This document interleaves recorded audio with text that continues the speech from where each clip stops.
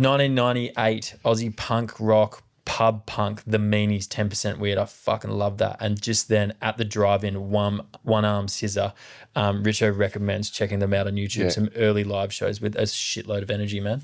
Yeah, and the Meanies, we just mentioned, go back on them. They actually played in Melbourne last Saturday night at the Evelyn. Yeah. And we're good mates with the bass player, Wally Meaney, who's a great man and has his own record label here in What's that record label called? Man, how quick can it's appearing on the screen right now and flashing hang on. and spinning. So it's all plugged and ready for you guys. What is it? Cheer Squad. No, Cheer Squad Records. Big ups to Cheer Squad Records, man. So, share house, being young, enjoying it, and at the same, your AFL career is starting to take off.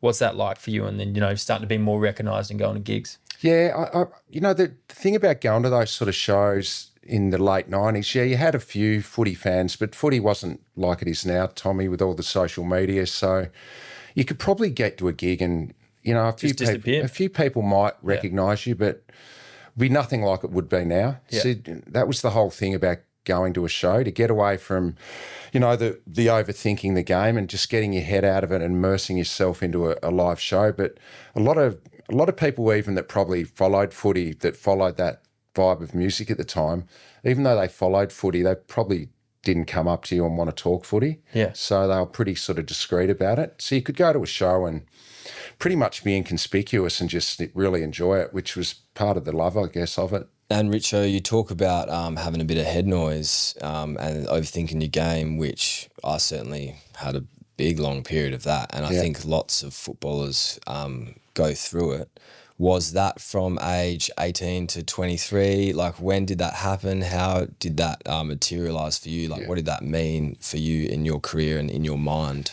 Mate, it was probably from right through my junior footy, because I always wanted to play AFL footy. And because Dad had played, I guess Richmond were always keeping an eye on me. So I knew I was a fair chance if I was any good to come to Richmond. And your old man, he played a long career. Yeah, he played 100 games at Richmond and then kept playing footy in Tassie, and he went up to Mildura and played up there as well. But yeah, then when I got to Melbourne, the pressure to get into the team, and then when you get into the team and then you actually go well early, so then you got to keep going well.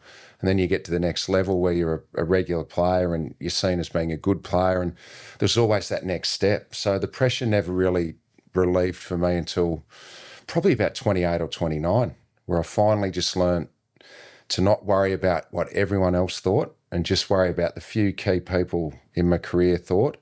And I wish I had found that earlier, because I just, as I said, it spent a lot of time in my own head overthinking my game and my performance. So I got to a point, probably 28, 29, where I found a good place with that. And I actually played my most consistent footy from 29 to retirement. I didn't have the highs or the lows. I was just a good, consistent player. What were the highs? Give me some of your best games. You ever kick 10, 11? I kicked 10 once against the Bulldogs at the G, but that was probably around the time I got out of my own head. Yeah.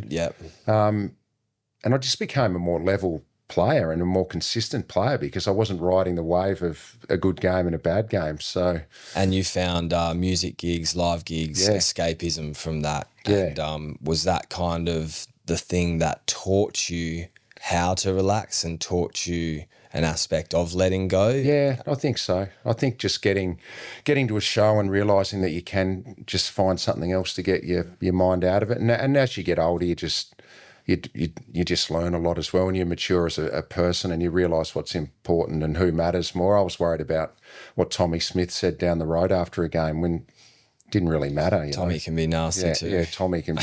and I didn't even have social media, so I hate to think what it's like now for players. And do you have a couple songs that take you back to that sort of time in early 20s Melbourne, Matthew Richardson, the footballers coming out? You're still in the live gig scene, but you're sort of taking off from a professional standpoint. Yeah, I think we'll play some at the drive-in, because they were a band I didn't really know anything about until they came out to do a big day out. A lot of bands would come to Australia for the first time to go to the big day out, and that's where I discovered, so many bands. And our mate Brad that I mentioned before, who I'd lived in the share house with, by this stage we'd moved out into our own sort of homes and we're sort of branching out, had girlfriends and partners or whatever. But Brad had got involved in a live music venue in the city called the Hi-Fi Bar. I think it's called Max Watts now. It mightn't even exist now. And he said, you got to come to this show at the drive-in. It's a big day outside show. So didn't know a lot about him. Got to the show, probably a room that only held about 300 or 400. Great room down underground on Swanston Walk. And we got right up the front and this band came out from Texas, El Paso, Texas. And they had these massive big fros, the skin-tight jeans and little T-shirts, almost crop-top T-shirts with belts. And they just look cool. It's not like the style now, but these dudes look cool.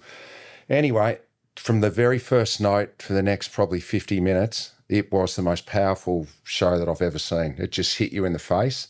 And I sort of just loved that band ever since. And that album, Pattern Against User, off that one Scissor song, I highly recommend a listen to that. It is just a powerful album. I'm pretty keen to get into some more at the drive-in, and also the Mars Volta, a splinter of. Yeah, well, they didn't last. They were a volatile band. And you can see why now. Like the energy on stage, you just knew these guys would be volatile off stage. There was something going on. Yeah, there were big personalities in there and probably ego as well. And they split up, so they formed two different bands, Sparta and Mars Volta. And I think we've got a Mars Volta track we can listen to. Let's go.